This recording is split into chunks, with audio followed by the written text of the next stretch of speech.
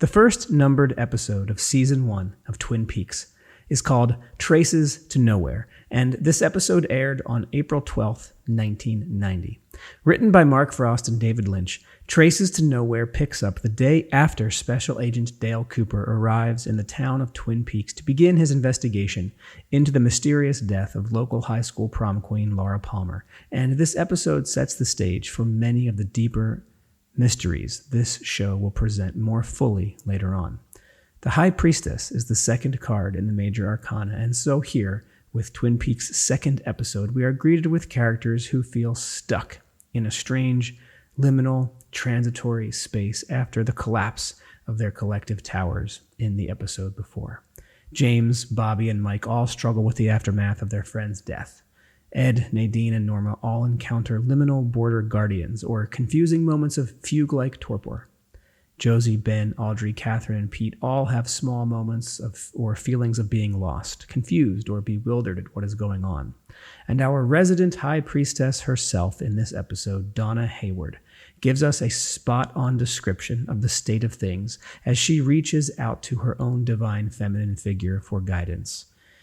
This episode ends with a half-laughing, half-crying Dr. Jacoby, an image of the unconscious struggle with the conscious, as characters in this show struggle to plumb the depths of their inner worlds, now turned upside down.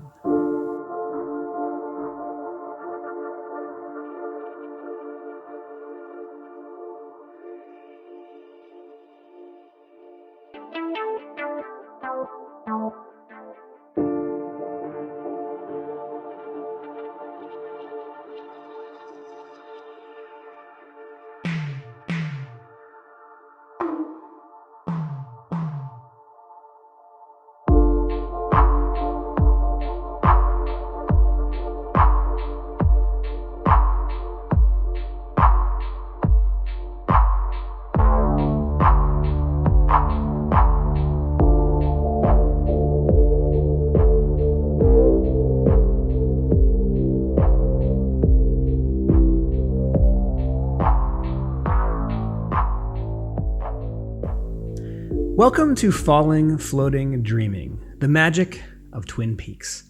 This is a new Twin Peaks project that hopes to explore the beloved world of Twin Peaks, both seasons of the original show, the film Fire Walk with Me, and The Return, plus all the missing pieces and officially released materials through the lens of the tarot. The premise of this project is not to attempt to solve the mystery of Twin Peaks or attempt to figure out what Frost and Lynch were trying to do or say with their art. Instead, just like the tarot, this project attempts to use Twin Peaks as an outer mirror for an internal and external processes and aligns with the basic functions of mythology or the essential services that mythology provides for human growth and development as a resource for self-revelation and self-reclamation processes. That quote comes from Angelis Arian in the book The Tarot Handbook, Practical Applications of Ancient Visual Symbols, and it perfectly sums up what this podcast project is all about. The secrets of Twin Peaks are found within you, in your own mind, body, spirit, and heart. Lynch and Frost have given us beautifully rich, complex, deep, and dark stories, mirrors to stare into and use to discover those inner processes by looking at reflections of the world and ourselves in order to come to our own conclusions about what it all means. My name is Justin Carey, and I invite you along for this joyride, my magic friends, to discover the secrets of Twin Peaks, dive into the mysteries of the tarot, and enjoy this strange dream with me for just a little while. Welcome to Falling, Floating, Dreaming, the magic of Twin Peaks. On this episode of the podcast, we are talking about the second episode of Twin Peaks, technically episode 1, since the pilot was really episode 0. Another interesting tarot connection, since the first card in the tarot, the Fool, is often numbered with a 0, since it sort of exists outside of the Major Arcana sequence. So, the second episode of Twin Peaks is called Traces to Nowhere, and we pick up where the pilot left off, with the investigation into Laura Palmer's murder underway, and the strange dream of Twin Peaks merrily, merrily, merrily streaming us along, guided intuitively by the High Priestess. This episode's tarot card theme. I carry a log. Yes. Is it funny to you? It is not to me. Behind all things are reasons. Reasons can even explain the absurd. Do we have the time to learn the reasons behind the human being's varied behavior? I think not. Some take the time. Are they called detectives? Watch and see what life teaches.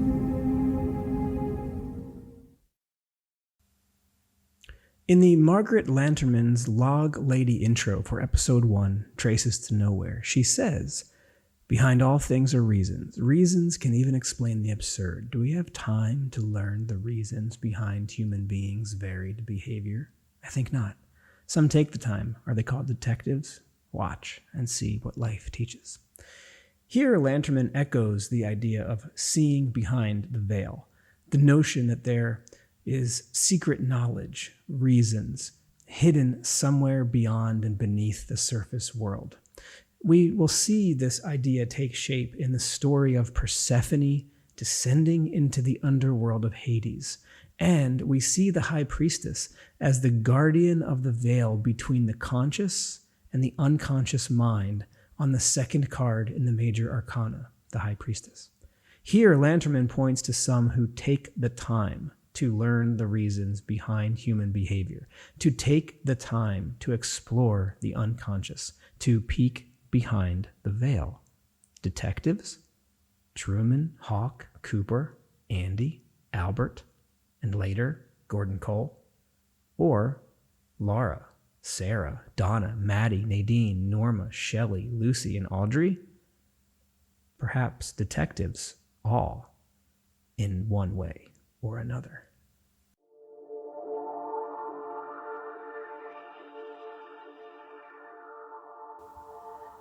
The Rider-Waite Tarot deck offers an image of the High Priestess facing the viewer seated in front of a tapestry adorned with pomegranate fruit. A crescent moon effigy rests at her feet. Upon her chest, a simple cross, perhaps a plus sign connecting the letters B on her left and J on her right.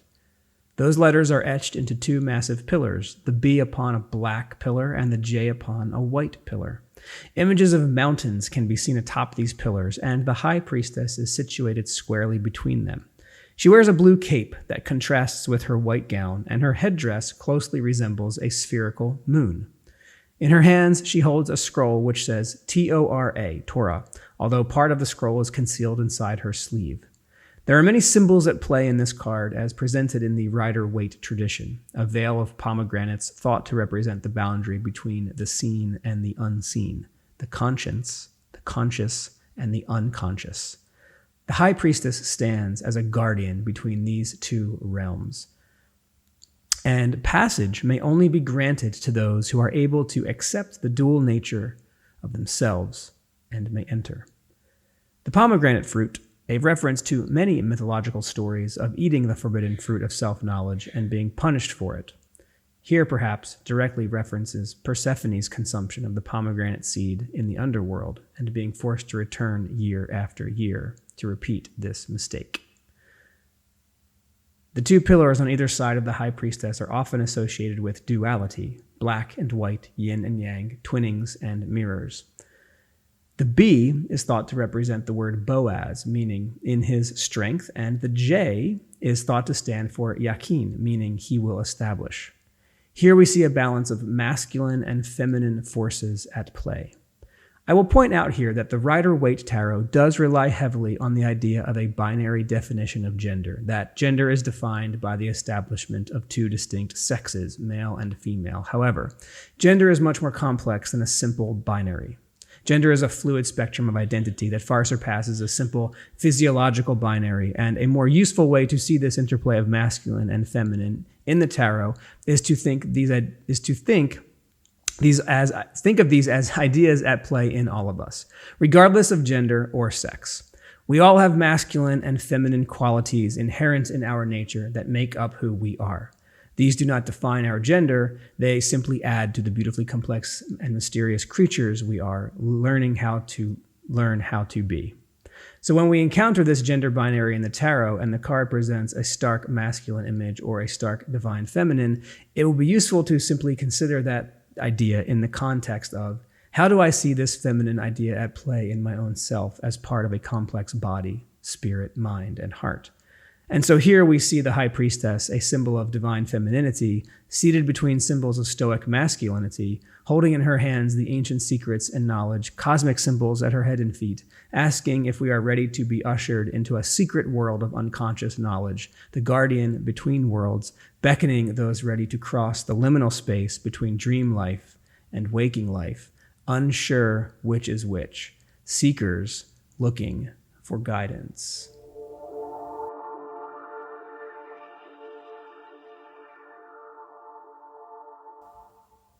Persephone and the Chariot. And this comes from Stephen Fry in his book Mythos, the Greek Myths Reimagined. The world over which Zeus ruled as sovereign lord of heaven was a bountiful mother to mankind.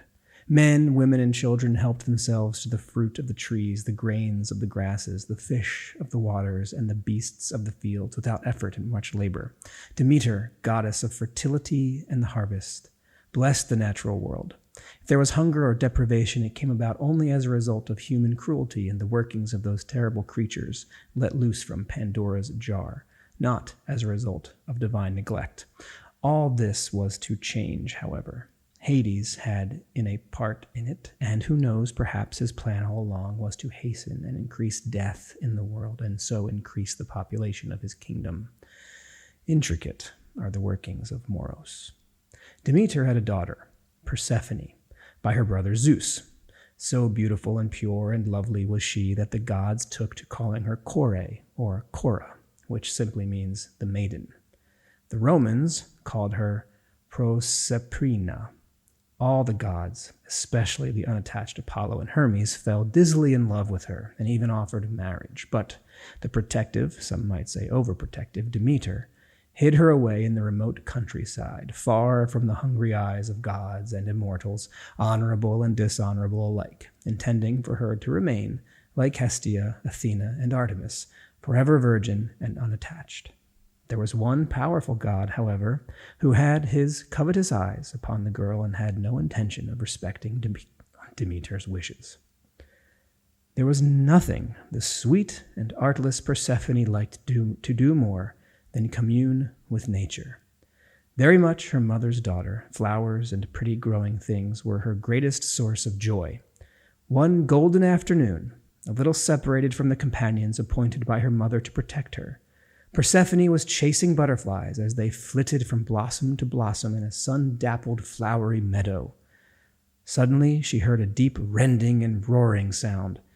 It was like thunder, yet seemed to be coming not from the sky above, but from the ground beneath her feet. She looked about her in fear and bewilderment.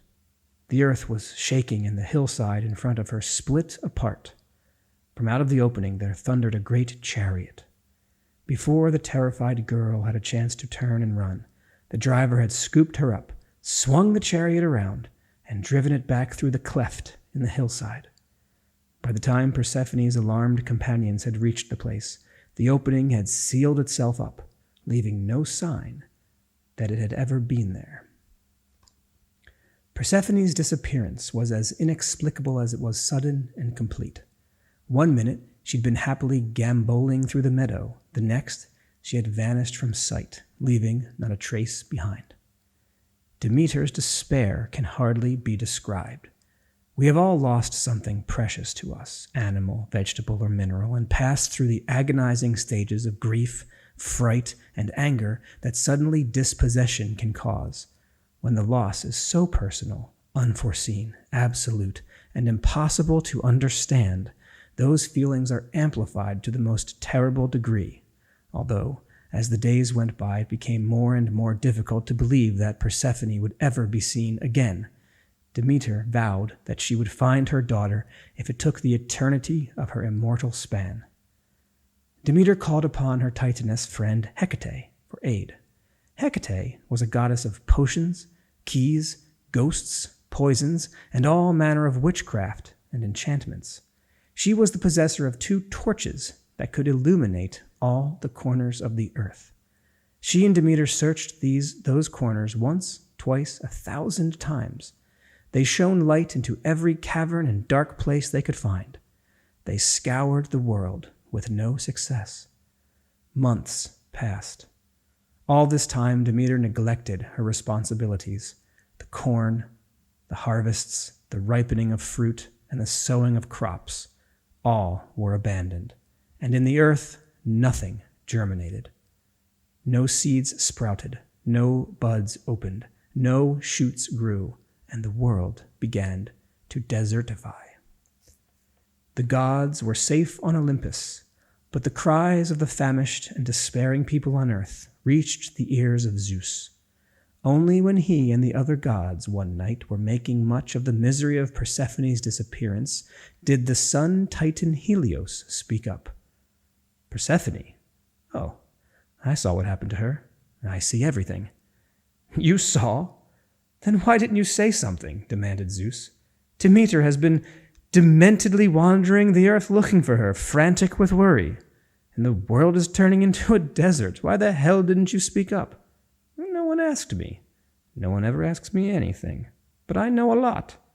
The eye of the sun sees all, said Helios, repeating a line that Apollo had often used during his days in charge of the sun chariot.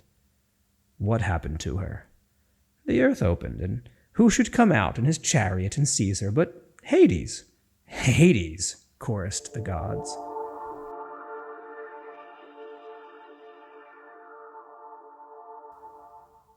The pomegranate seeds. This again comes from Stephen Fry's Mythos, the Greek myths reimagined. Zeus immediately went down to the underworld to fetch Persephone back, but the king of the underworld was in no mood to take orders from the king of the overworld. She stays. She is my queen. You dare defy me? You are my younger brother, said Hades. My youngest brother, in fact. You have always had everything you've ever wanted. I demand the right to keep the girl I love. You cannot deny me. Oh, can't I, said Zeus. The world is in famine. The cries of starving mortals keep us awake. You refuse to return Persephone, and you will soon discover the force and reach of my will. Hermes will bring no more spirits of the dead to you. Not one single soul shall ever be sent here. All will be dispatched to a new paradise, or perhaps never even die. Hades will become an empty realm drained of all power, influence, or majesty. Your name will become a laughingstock. The brothers glared at each other. Hades was the first to blink. Damn you, he growled. Give me one more day with her and then send Hermes to fetch her. Zeus traveled back up to Olympus, well pleased. The next day, Hades knocked on the door of Persephone's chamber. You might be surprised that he knocked, but the fact is, in her dignified and assured presence, even such a power as Hades found himself uncertain and shy. He loved her with all his heart, and although he had lost the battle of wills with Zeus, he was sure that he could not let her go. Besides, he detected in her something that gave him hope. A small flicker of returned love. My dear, he said with a gentleness that would have astonished anyone who knew him, Zeus has prevailed upon me to send you back into the world of light. Persephone raised her pale face and gazed steadily at him. Hades gazed earnestly back. I hope you do not think ill of me. She did not reply, but Hades thought he could detect a little color flushing her cheeks and throat. Share some pomegranate seeds with me to show there is no ill feeling. Listlessly, Persephone took 6 seeds from his outstretched hand and sucked slowly at their sharp sweetness. When Hermes arrived, the trickster god found that he and Zeus had themselves been tricked. Persephone has eaten fruit from my kingdom, said Hades. It is ordained that all who have tasted the food of hell must return. She has tasted 6 pomegranate seeds, so she must come back to me for 6 months of every year. Hermes bowed. He knew that this was so. Taking Persephone by the hand, he led her up out of the underworld. Demeter was so overjoyed to see her daughter that the world immediately began to spring into bloom. It was a joy that was to last for half the length of the year, for 6 months later, in accordance with ineluctable divine law, Persephone was forced to return to the underworld. Demeter's distress at this parting caused the trees to shed their leaves and a dead time to creep over the world. Another 6 months passed. Persephone emerged from Hades' domain, and the cycle of birth, renewal, and growth began again. In this way, the seasons came about, the autumn and winter of Demeter's grieving for the absence of her daughter, and the spring and summer of her jubilation at Persephone's return. As for Persephone herself, well, it seems that she grew to love her time below as much as her time above. For 6 months she was no prisoner in Hades, but the contented queen of the underworld, a loving consort who held imperious sway over the domain of death with her husband. For the other 6 months she reverted to the laughing chore of fertility, flowers, fruit, and frolic. The world had found a new rhythm.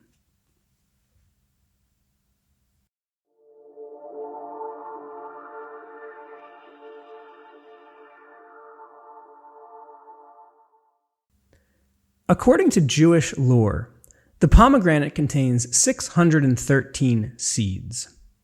6 plus 1 plus 3 adds up to 10, the number of completion, and another key numerological symbol that we will see throughout Twin Peaks.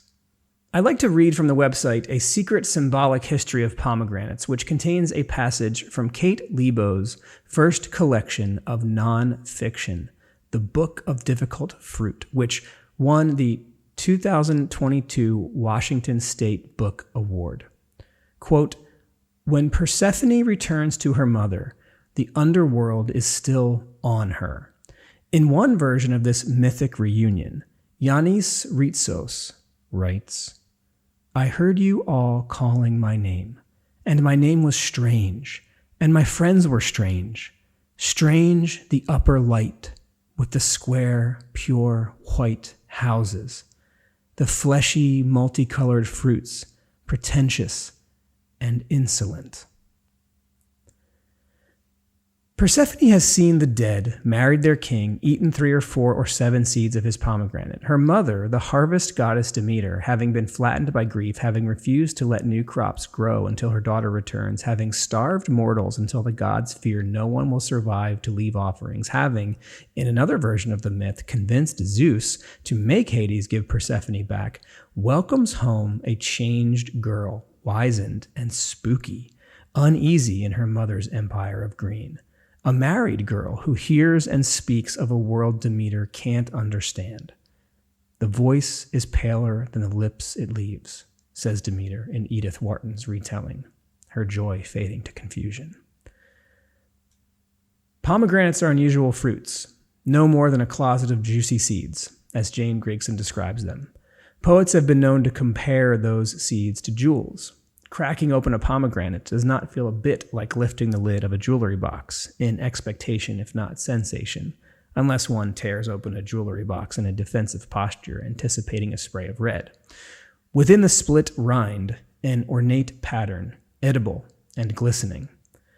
According to Jewish lore, as mentioned earlier, the pomegranate contains 613 seeds, one for each mitzvah.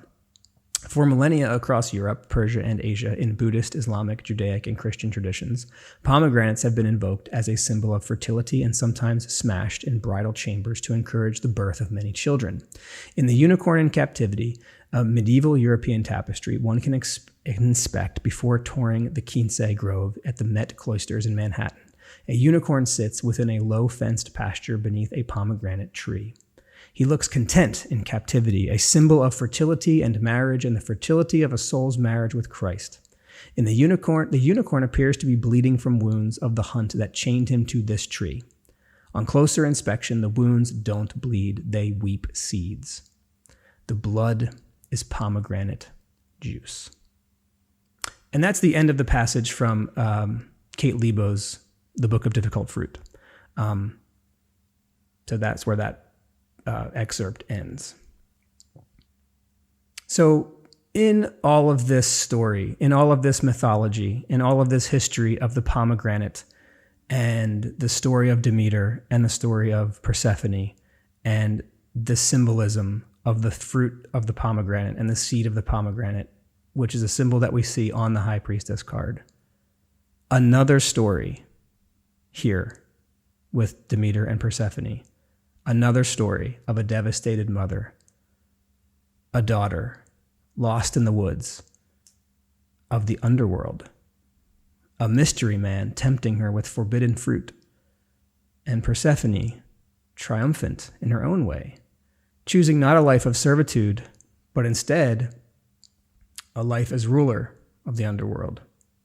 She is dead, and yet she lives. Could Laura Palmer be the Persephone of the Twin Peaks story? Perhaps. So, as we consider the High Priestess, pomegranates, the movement between two worlds, and what the second episode of Twin Peaks, episode 1, Traces to Nowhere, can elucidate for us on our tarot journey into the veiled mysteries of the High Priestess card, we begin not with the High Priestess, but with our own Special Agent Dale Cooper, who is on his own journey of passage and initiation, and who, at the start of this particular episode, has taken on the form and shape of the 12th card in the Major Arcana, the Hanged Man. Diane, 6:18 a.m., room 315. Great Northern Hotel up here in Twin Peaks. Slept pretty well. Non-smoking room, there's no tobacco smell. That's a nice consideration for the business traveler. A hint of Douglas fir needles in the air. As Sheriff Truman indicated they would, everything this hotel promised, they've delivered. Clean, reasonably priced accommodations.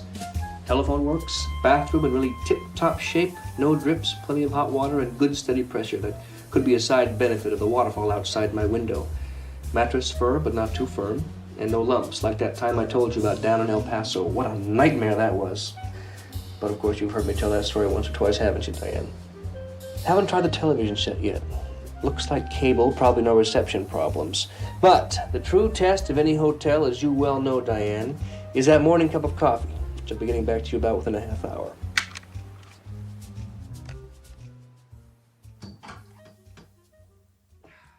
The Log Lady intro for episode 1, technically the second episode, tells us reasons can even explain the absurd and directs us to watch and see what life teaches. Good advice for travelers on a journey of self-knowledge and growth.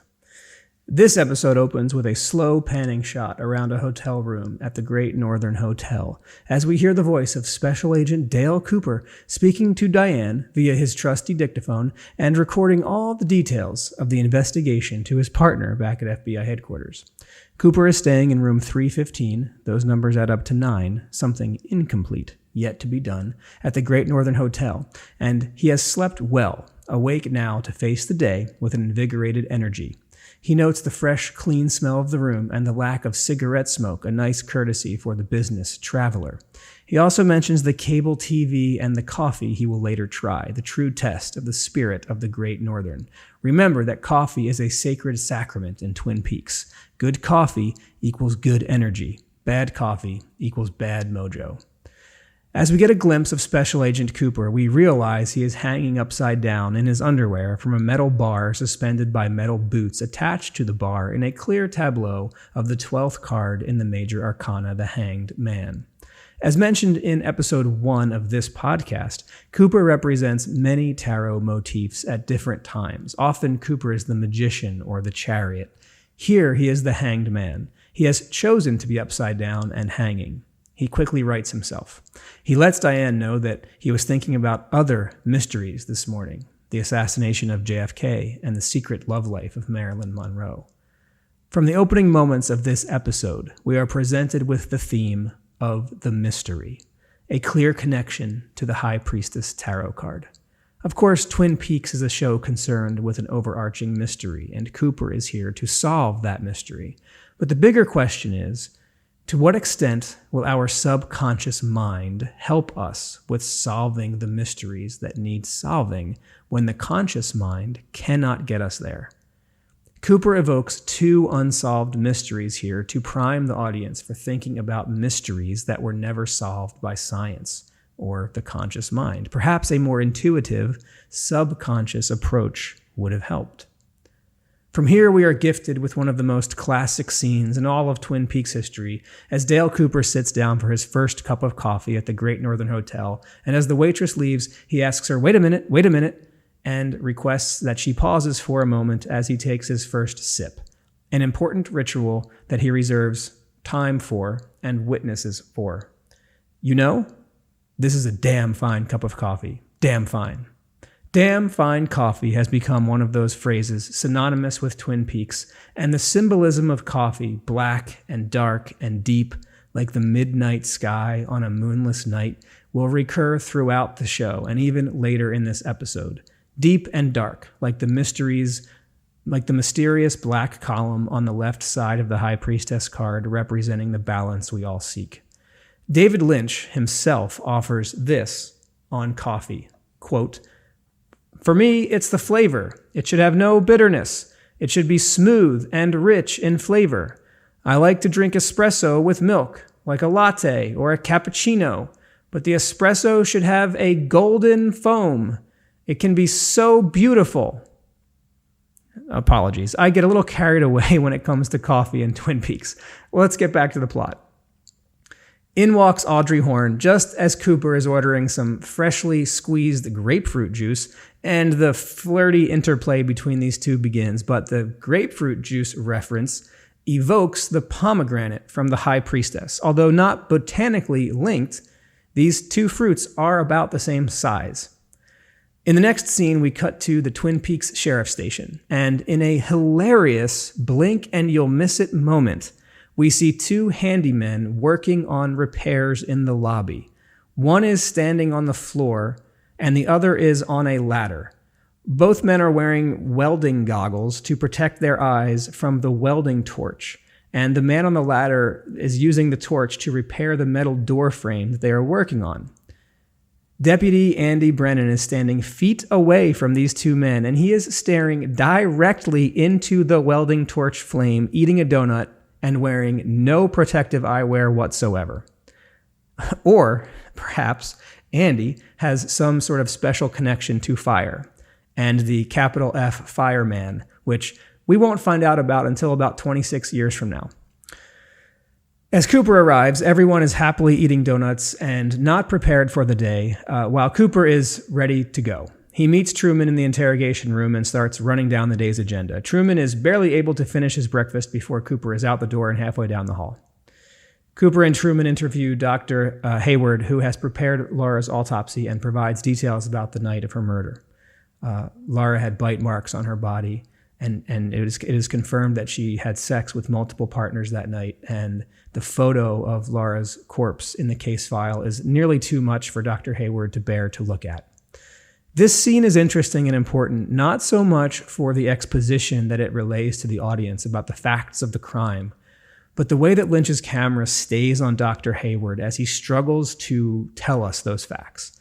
You can see his emotional self struggling to reconcile with his intellectual self.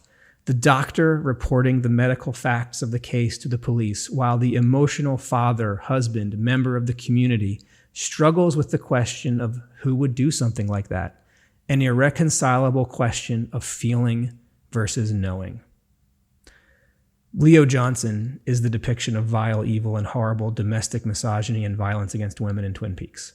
He is an abuser of the basest form, selling drugs and bodies alike, abusing the women of Twin Peaks physically and emotionally, and subjecting his innocent wife Shelley to the same torments. We return to Leo and Shelley later when we explore the devil card, but here in Traces to Nowhere, we see Leo demanding Shelley wash his clothing, speaking to her like she is an object to be commanded, and not even acknowledging her as a human being.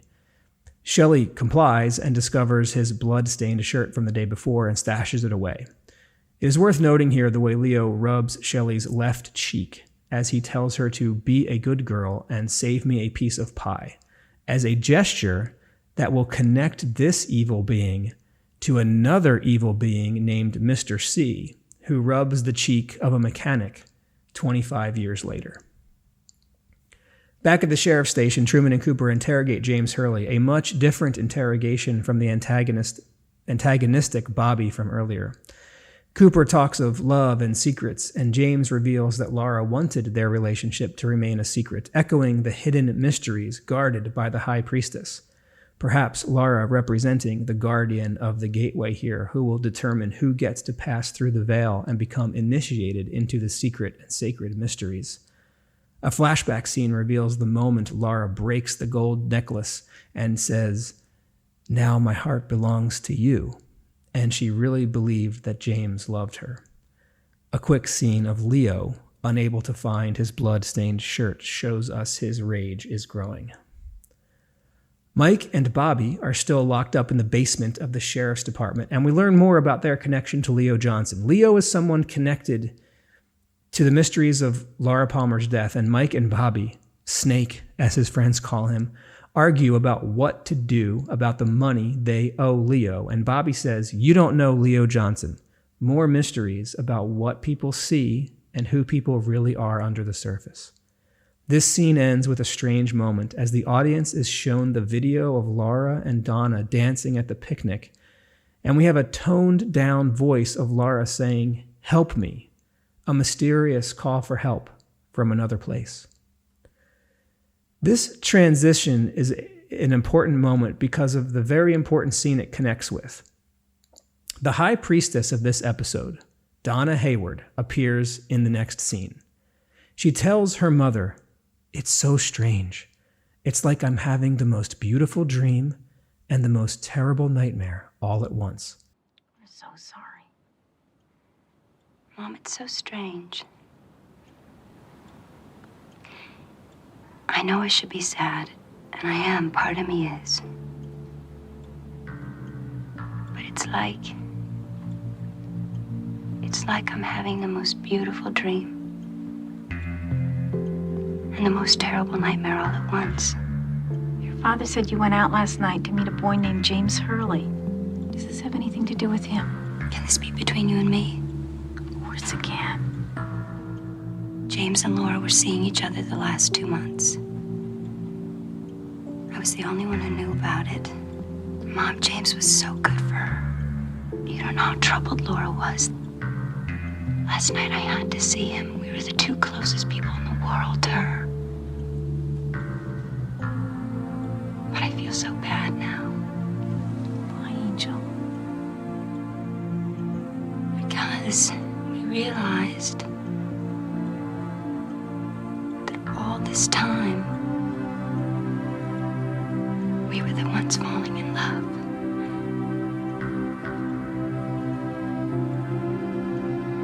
So I feel like I've betrayed my best friend. And if it's true, then why am I so happy?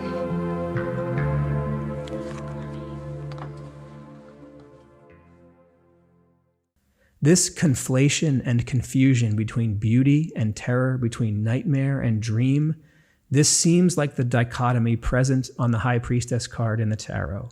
The blending of yin and yang, the mixing of complex ideas. Quote, "The High Priestess represents the unconscious and inner knowing.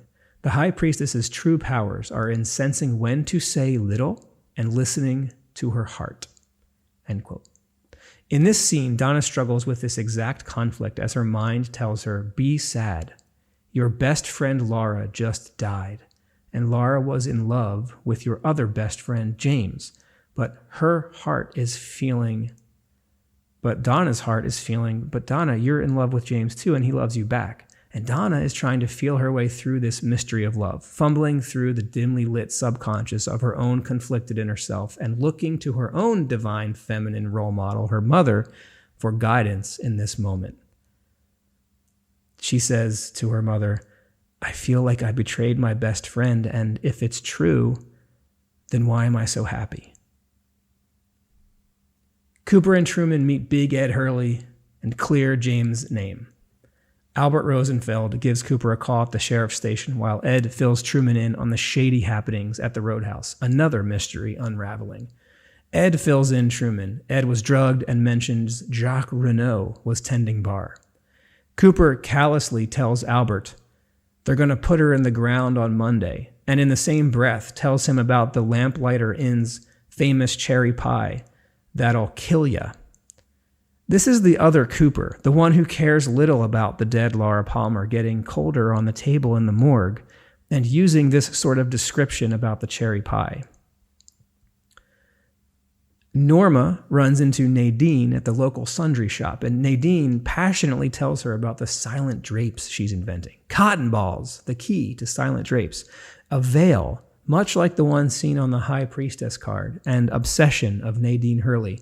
She is so compelled to unsee the mysteries of the unconscious and only interested in the very myopic view of the world, only interested in silence and surface-level life. She wears an eye patch and sees with only one eye, whereas Dr. Jacoby wears 3D glasses and perhaps sees more than others. Back at the sheriff's station, Hawk, Ed Hurley, and James Hurley gather in the lobby and make an unusual and secret gesture, a quick movement down the side of their cheek, eye to cheekbone, like a teardrop, the secret sign of the Bookhouse Boys, a local fraternity of men in Twin Peaks who hold sacred and secret traditions and are keepers of goodness. Truman and Cooper visit Pete Martell and Josie Packard and discuss the investigation. Josie is dressed in an all-red dress. Red is a key color in Twin Peaks and the tarot. It is the color of the pomegranate seed and the color of fire, the color of the traffic light at Sparkwood and 21. It means stop. It represents passion. It is the color of red wine and blood and the heart. Cooper delivers yet another iconic line. He likes his coffee black as midnight on a moonless night. You remember him from the town meeting last night, I'm sure. Pleased to meet you, ma'am. Agent Cooper, you remember Pete Martell? Sure, Pete. You bet. Can we offer you gentlemen a cup of joe? Mrs. Packard, you said the magic word. I'd love a cup, thanks. Sure, I'll pour that for you. Mr. Cooper, how do you take it? Black as midnight on a moonless night. Pretty black. Please sit down. Echoing the image of the subconscious mind, the intuition of the High Priestess, and the techniques he will later employ in some of his more unusual investigative approaches. Josie reveals that she thought Laura was bothered, and Laura once said to Josie, "I think I know how you feel about your husband's death," revealing Laura was an intuitive soul, someone who could tap into that unconscious depth, someone like the High Priestess. As Cooper and Truman sip their coffee, Pete scrambles into the room and Fellas, alerts them, don't drink that coffee. There was a fish. A fish in the percolator. There was a fish. No one will ever know how that slippery fish got into that coffee percolator. But that coffee must not have been so damn fine. Maybe it was a time-traveling Philip Jeffries who slipped in and put it there. It is slippery in here, but more on that later. Ben Horne and Catherine Martell are sleeping together, plotting like two soap opera villains to destroy Josie and the dolting Pete Martell and destroy the mill and take the money. They speak of sparks and fires and how to use the fire to destroy and burn down.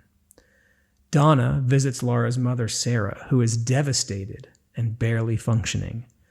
Sarah has a strange vision of her daughter's face superimposed upon Donna's, and then, in a now classic Twin Peaks moment, sees the full form of the evil entity Bob snarling through the metal bars at the foot of Laura's bed, growling up from below like a base creature, perhaps very much an echo of the Demeter Persephone Hades tale, long silver hair hanging around his shoulders, fists clenched on the bars of Laura's bed, like a prisoner trying to get in the cell.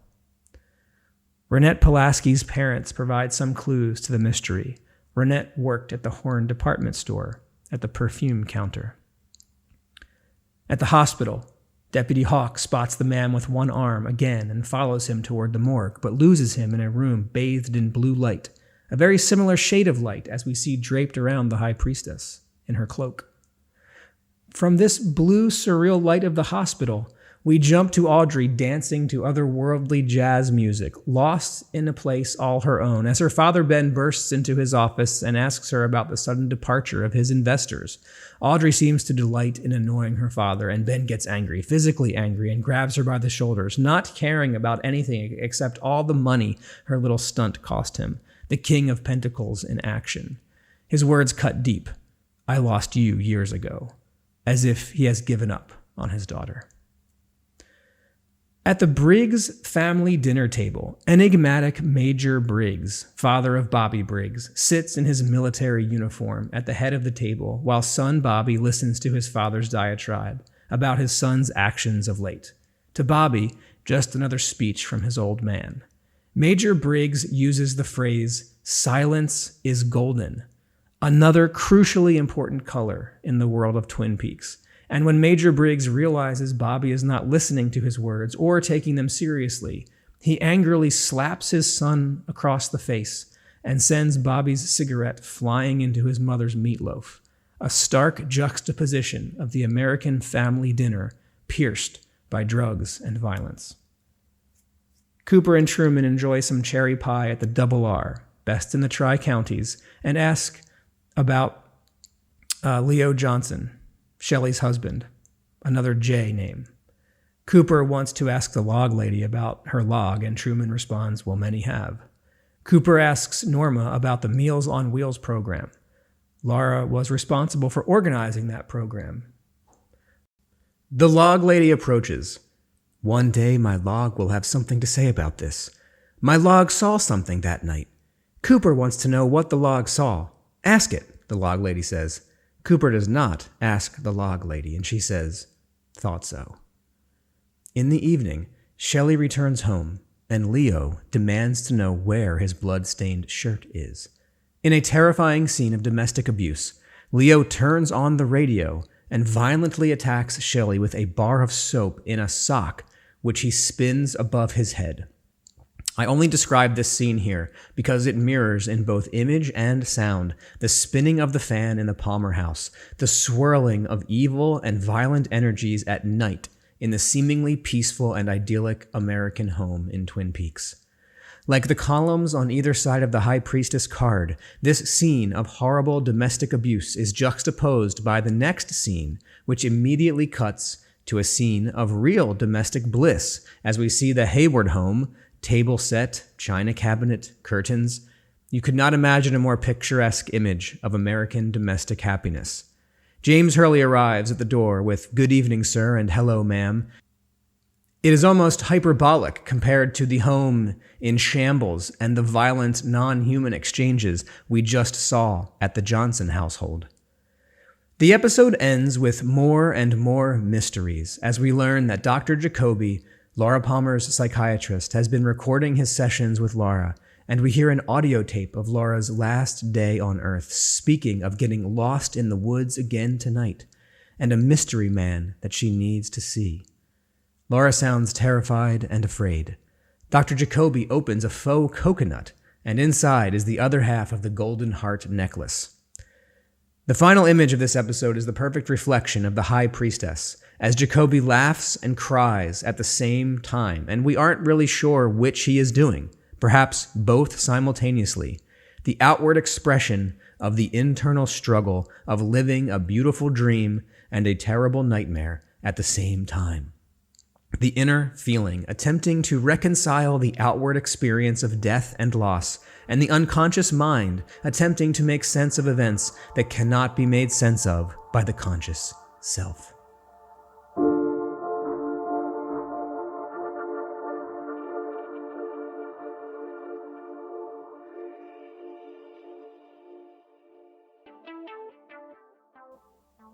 Thank you so much for listening to this week's episode of Falling, Floating, Dreaming, the magic of Twin Peaks. Traces to Nowhere deepens the mystery and starts to show us the struggle so many of these characters face trying to come to terms with their own journeys of balancing the conscious and the unconscious, living inside a beautiful dream and a terrible nightmare all at once.